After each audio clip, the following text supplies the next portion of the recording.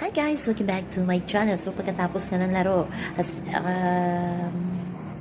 Hi guys, welcome back to my channel. Ayan, pagkatapos nga naglaro ay tinawag ni Eliza Valdez ang kanyang teammates o ang buong team Creamline kasi nakita niya si Coach Dante na paalis na kasama ang Chocomocho team ay talagang pinastop niya muna si Coach Dante at tinawag ang kanyang mga teammates at yun na nga, nagbow sila sa harap ni Coach Dante bilang pagbigay galang sa coach ng Chocomocho. So diba, iba talaga ang team captain ng Creamline, marespeto sa mga coaches ng mga kalaban nila. O asaan kayo dyan? Si Eliza lang makikita mong team captain na ganun, diba, na talagang pagkatapos na nagbibigay respeto siya sa coach ng kalaban. So ayan nga, masayang-masaya ang Creamline kasi natalo nila ang Chocomocho, as well as naman na friend talaga sila ng Chocomocho at talagang sister team talaga sila. So pasok na daw sila sa Final Four.